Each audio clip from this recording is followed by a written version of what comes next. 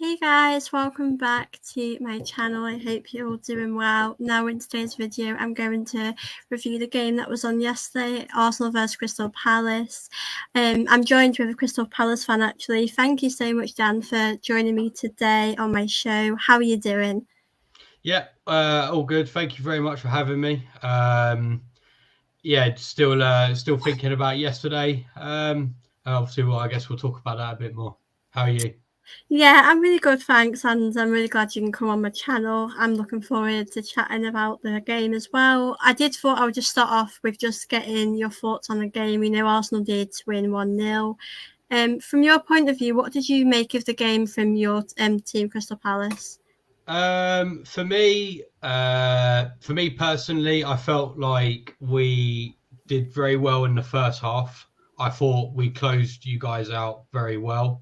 I think I always say is when we play a team like yourself or like City or someone like that, is that everyone needs to be on the game 100%, and you also need a little bit of luck as well.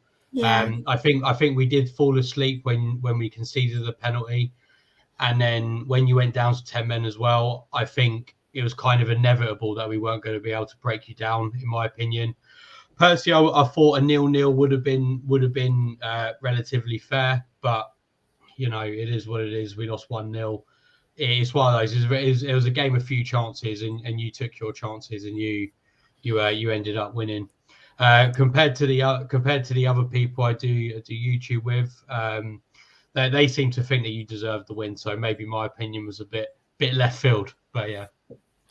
No, I think it was quite a difficult game. I think if in the first half, I think if Eddie Nketiah took one of them chances, I think we probably would have scored a bit more. But I think it kind of was a tight game. I think, we did get a look with the penalty. I did want to ask you about a penalty. The referee did point to the penalty spot straight away.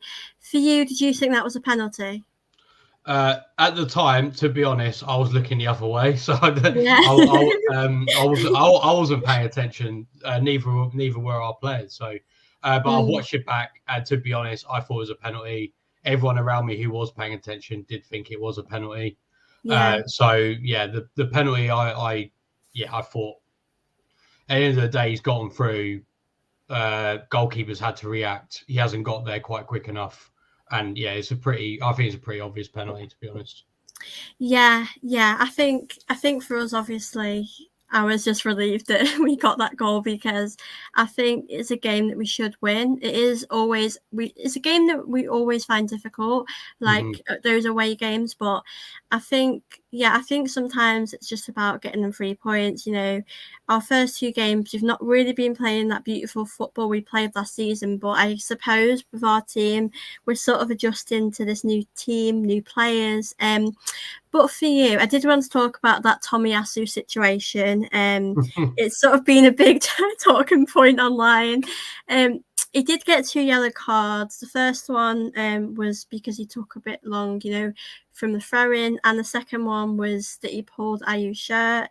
Do you think the referee was harsh with those decisions, or do you think it was a fair decision from the referee to take Tomiyasu off? I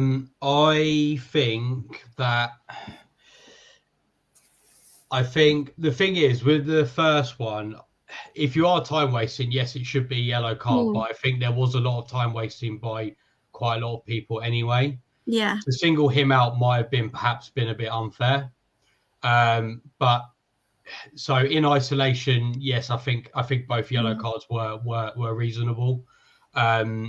I think as well, it does. I think with the IE one as well, I think had it been further up the pitch, then it's not a yellow card. It's just the fact that IU was going to break down the wing and potentially cause a problem. And I think it's just a situational where it was that I think he did deserve that second yellow. Again, to me, it doesn't matter how much you pull him back. If you've pulled him back, you've pulled him back. And I think,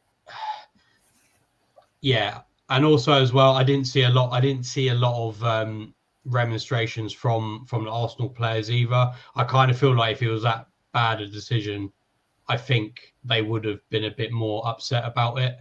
And I didn't really see that personally. Yeah, it was a weird one because the first one I was like that's fair enough. I think looking back, I think Kai Havertz probably should have had the yellow because it did look like he held on to the ball for longer. But I didn't really argue against the first one because if it was the other way around and you guys were wasting time, I would want that decision to be. Yeah, so I couldn't really argue against that. And obviously, the second one, I just when I first looked at it, I thought, oh no, Tomiyasu. But then I look back and it's hard because I think it is very soft. I don't get how that was another yellow, but I suppose when you're on the opposite team, you do what you've got to do to win and to get what you want out of the game. But I do think it was very soft. I don't think it was another yellow, but I suppose the referee, just did what he thought was right. But I do think a lot of people don't agree that it is. Yeah, I've seen that, and I think again, it's like you just said, it's one of those things. Like if it was the other way around, and say it was Tyrick Mitchell having to pull back Saka or something, then maybe it's one of those it'd be different. Yeah, it's just perspective, really.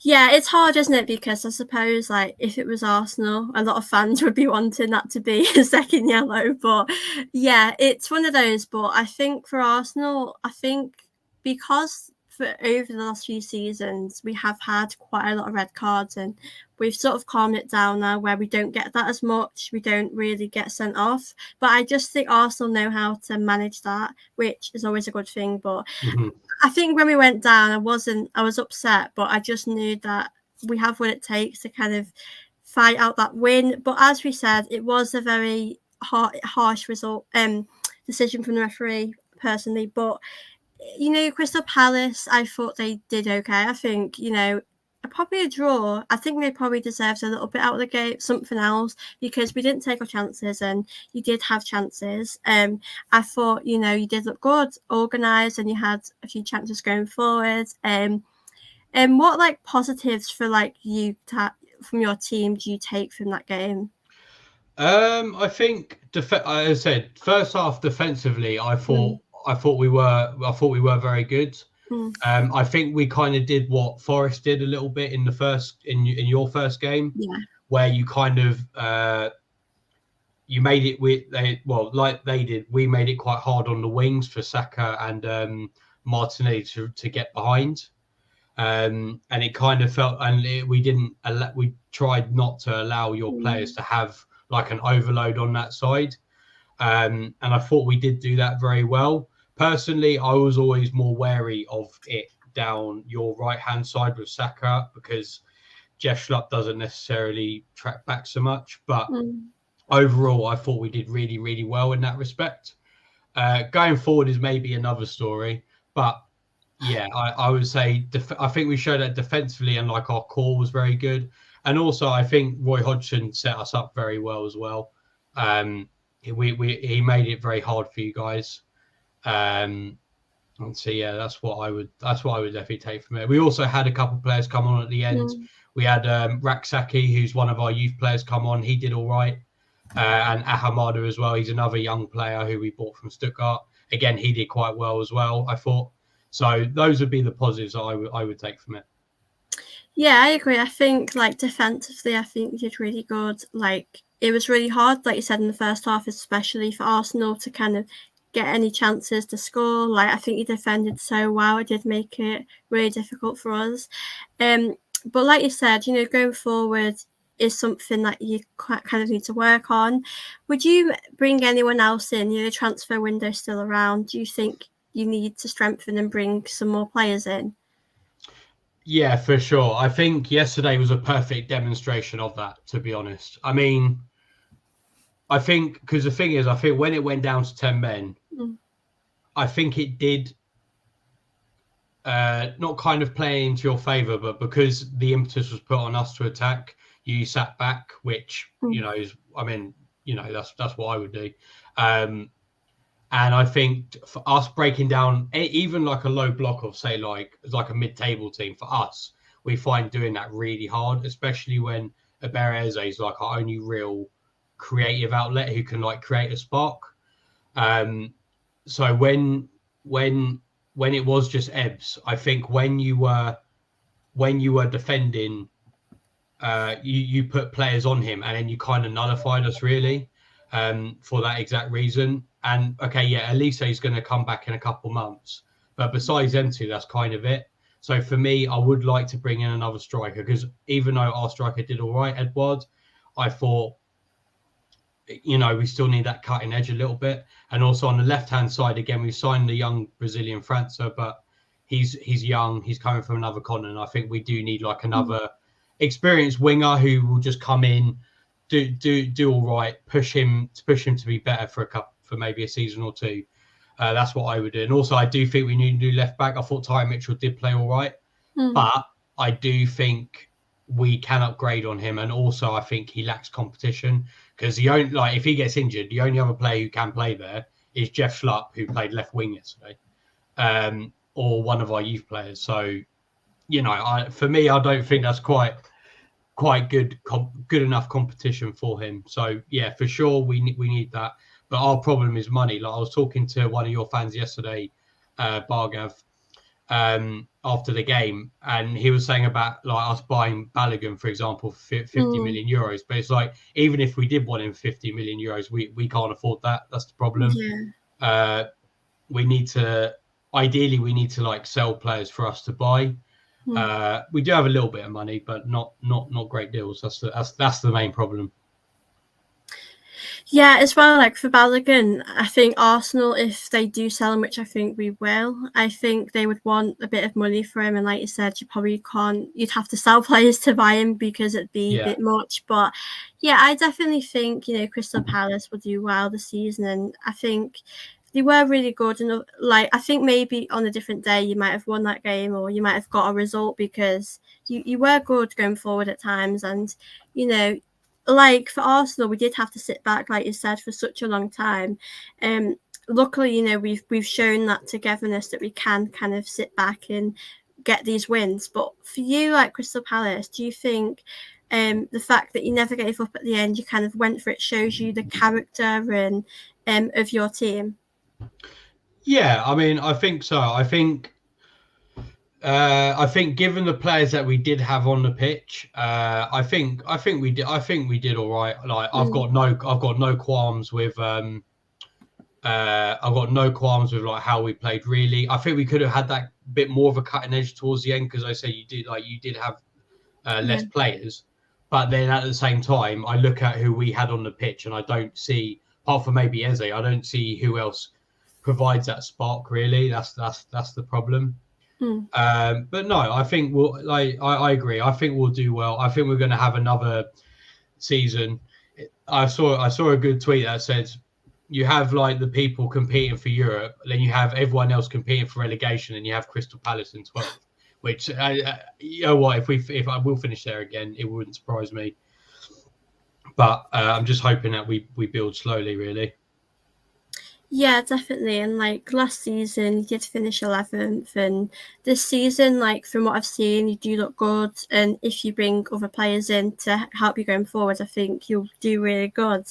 Do you think, like, for your expectations going into the season, would you say you're trying to sort of aim for like the top half of the table? Like you did come 11th, so are you just trying to build on that and keep, improving? Yeah, for sure. I mean, we've brought in Jefferson Lerma. I mean, I think him and Doucouré are a really, really good centre pairing. Like, I think you guys were in for Doucouré, or were interested in last season, or whenever we bought him. Sorry, from Lens, and them two together are really, really good. Like, I think we've got a really good spine of the team. Like Johnston, the goalkeeper, I think is really good. I think Gay and Anderson are really good. I think Lerma and Doucouré, like I said, I think are really good. Ebbs is really good as well. We just need to like flesh it out on the other side, really. Ideally, yes, the top half would be good. But the thing is, like looking at the top 9 for me at the moment is probably the most competitive top 9 I've seen in a very, very long time. Because not only do you have you guys in City going for the title, arguably along with like Liverpool. You've also then got obviously Man United. You got Spurs are doing quite well with Anger. Who else? You got Chelsea, who've got a bit unknown. Like we don't know if they're going to do well. They also haven't got Europe this season, so they might do well off the back of that. Then not only have you got the big six, you've then got like Newcastle, Villa, and tough. Brighton also. Like that top 9 is so hard. I think it's so hard to crack. So for me, if we finish 10th or 9th, I think that would be a very good season for us. Because even after those 9, you've got a couple other interesting teams, obviously like Brentford. I think are going to do well this season. I think Bournemouth. I've done some good businesses in the window as well. So I think if we did finish top half, I think that would be really good. I'm not going to say we won't. It's impossible, but I think it'll be very difficult. Yeah, it's so much competitive this season. like Brighton as well. I think they're going to do really good. And like you said, Brentford, and there's just so many in the mix now. Like even when you think about a top 4, I still just don't know because Newcastle, you never know they could get there again. United haven't had the best start. Liverpool, I do think will do good because they've strengthened. They've brought some new signings in. They've freshened up, and we know Man City are just too good. So it's quite hard, isn't it? But for Arsenal, we do know, like in the game, Declan Rice, did create quite a few chances for Eddie. But talking on his performance, Declan Rice, what did you kind of make of what he brings to the Arsenal team? I think he's a player that you didn't really notice. Because I'll be honest, for the first 20, 30 minutes, I actually forgot he was playing. But he plays in that position where he kind of does that. I think with Declan Rice, I think he gives a really good base for you to attack. And the thing is, if you've got Havertz and Ødegaard in that midfield, he gives them more of a license to go forwards and create chances. And not only that, but Declan Rice is also capable himself of like going on a run or picking out a long pass. And I think especially for your team, because you like to play, because you like to stretch the pitch. I think if you have a player who's able to pick the ball up from the right hand side of the pitch and able to ping it to the left hand side of the pitch, that's such a valuable asset for you. And I did notice as well, like you had Thomas Partey playing at right back, but he could move into that midfield right next to Declan Rice. And I think if you have Declan Rice in that double pivot, I think that's a really, like I said, that's a really good base to have. So you've got your 4 box midfield. You got Havertz in there, who if you then got Rice and another DM there, I think that gives Havertz that impetus to go and join. Because obviously he did play as a striker at Chelsea, so he's then got that impetus. Like he can make those runs in behind as well. Doesn't have to worry too much. I think. Yeah, Rice is just a very good settling factor. And defensively, he's very good as well. Like, he wins balls, he wins tackles, he makes interceptions. I mean, he played under David Moyes for however long, so he's got to be pretty decent at defenders. So, yeah, I think he just brings a very nice calming factor and just a very good defensive side as well. And his passing as well is tremendous. Yeah, it's quite like surreal sometimes because so I think he's such a good player, but I think he's sort of different to what I'm used to because like we've had Xhaka for quite a few years and he's obviously gone.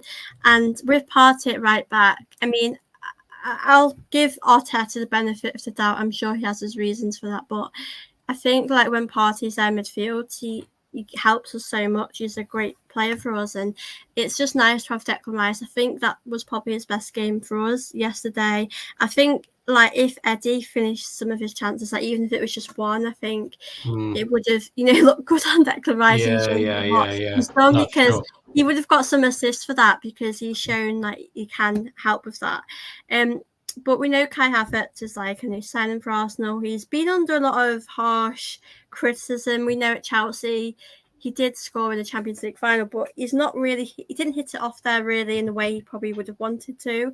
For Arsenal, he's played 2 games. I think he made a few good passes yesterday, but I think it's just going to take him time to kind of get used to this team, this sort of style of play. For you, do you think it will work at Arsenal, or do you think it's just, are you not sure about it? What are your thoughts on him and Arsenal?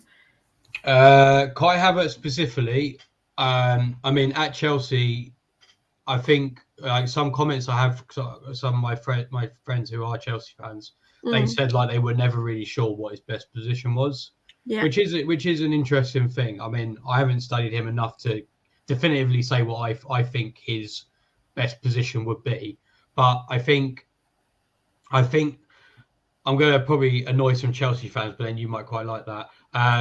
I think with Chelsea, they like to play players in the wrong position and the wrong role.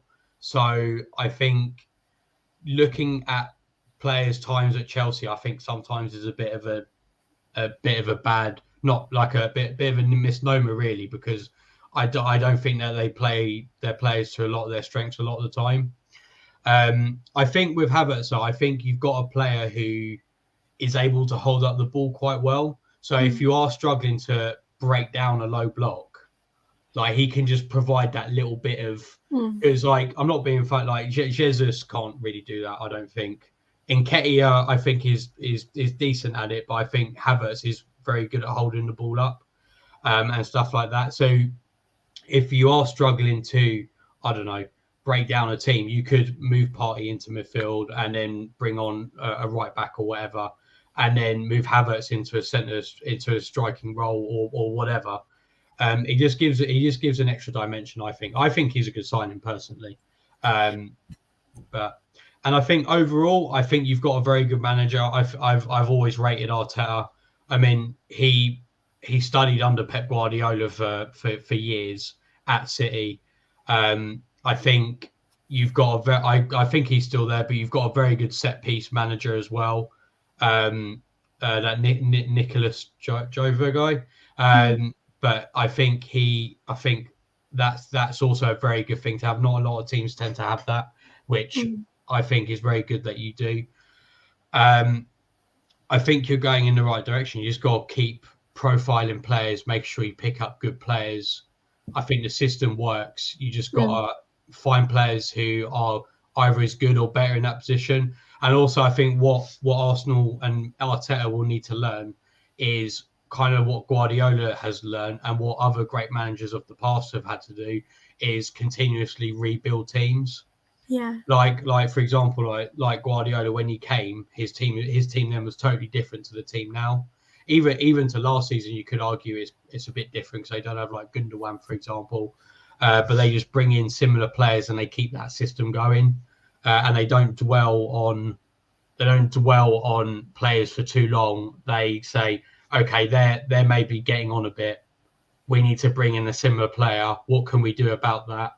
Okay, let's bring them in, bed them in for like a year or two, and then they're ready to play in that position. The other player can go.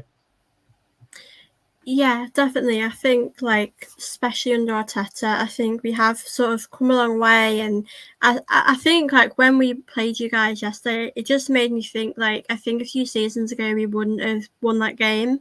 I think in the past we have sort of capitulated, crumbled, and we've sort of struggled to manage those, like, results. So I think it definitely shows you how far Arsenal have come. And I still think this season's really important for Arsenal. We know last season we are where we're supposed to be. Arsenal should be kind of competing with the best, and Man City are really tough to compete with. But Arsenal's results, I would say, we've won ugly, I would say, in our last few games. But do you kind of feel the season you're kind of convinced that Arsenal can go for the league again this season? I think you'll definitely contend. I think the main thing really is I just think City are too good, if I'm to be honest. Yeah, because I think that's the thing. If you took City out of it, then yeah, for sure, I would say you would be the favourites. It's just the thing is, I think with City, not the problem for them. It's not a problem, but like for City, the way I look at it is that City are not only got loads of money to spend, but they also spend it very, very well. I mean, they picked up Kovacic for I can't remember how. I think Kovacic was on a free, like and they picked up Gvardiol as well. Like I think not only do they have a lot of money, but they're also very good with their money as well. And I think that's why they're such a difficult team. And obviously, Pep Guardiola is a very good manager as well. I think they're just a very well-oiled machine. I think you guys, if you keep backing Arteta and you just make those plans and just like spend the money well, then I think you will compete with City eventually. But like I said, with City, it's just a case of not only are they rich, but they've also got a very good manager and they also know how to spend their money as well.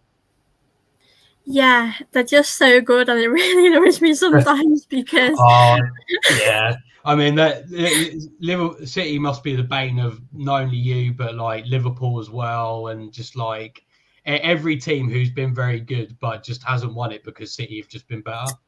Oh, it's really like it never used to bother me, I suppose, because Arsenal were never up there. It was always like Liverpool, Man City went head to head, and we were always just trying to get top four.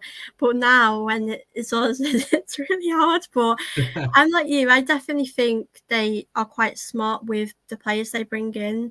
Like, it's quite frustrating, but I think for me, like, because we've strengthened, I'm happy with that. But I do still think we need a striker. Like, I know Jesus will be back soon, and I think he's really good. I think, he doesn't always score every game, but it's like his movement on the ball and getting into good positions definitely helps us. But I think we do miss him. But for you, like, obviously Arsenal did miss a few of the chances yesterday, and I don't expect us to always take our chances, but I suppose in a game like yesterday, we won't always get a penalty, we won't always have that luck. So do you think for Arsenal to strengthen more, we should bring in a striker? I think so. I think the thing is, I feel like what a striker is has changed quite a lot in the past 10 years. Because obviously, when we grew up, I mean, I don't know about you, but I grew up with like classic, like proper, like 9 forwards with like, I don't know, like say, I've completely blanked now, but like a Yakubu or like a Mark Viduka or like a Jermaine Defoe or like maybe not Thierry Henry because he was more of like a forward rather than an out and out striker, but like a Ruben Nistelrooy or someone like that. I feel like they kind of stopped being a thing when like Barcelona started doing like false nines, and then I think it kind of became a bit fashionable to have like that false nines, like the whole poacher thing wasn't a thing. But I do think they are going to make a bit of a comeback, and I could see, and I think you would do well in having like a player who is able to just finish those chances. Like for example, like looking at the stats for like even like Jesus and Nketiah, they statistically don't finish the chances that they're given. They do score goals, but that's because they get a lot of chances to score. And I think if you're able to bring in a striker who can do that, I think like you'll see that repaid like exponentially. But again, because there aren't that many around, it is a very difficult player to find. I mean, like so saying with City, like I mean, they made the sort of decision and actually be able to find one of those. But I think in the next couple of years, I think you will, because I do think personally, I think they're making a bit of a comeback. But then I feel like you kind of have to weigh that up with how good is their link up play. Like personally, yesterday, I thought Nketiah, whilst he did miss those 2 chances, I mean, the first chance I thought was quite a tough chance to take. Like if he had finished that, I would have said, "Oh, that's a good finish." Second one, I think he probably should have scored that. But I thought his link-up play and his movement on that side was really, really good. And obviously, he won the penalty he did win the penalty, didn't he? Yeah. Yeah, he won the penalty as well. So, like, would you would you sacrifice that for, say, a player who finishes the chances that they should finish, for example? It's a tough one because I think with Eddie, I think he does get a lot of like criticism about not finishing his chances, and it's hard because I like him, but I think in an ideal world, I would like him to finish more of his chances. Like the second one, I think he did need. I think he went to chip it, and I think he probably didn't need to do that, but he wanted to go with a nice goal to look at. But yeah, it's hard. I mean, it's hard to kind of find strikers these days. Like, I mean, we know with Balogun, there's sort of that big choice about selling him or keeping him to play.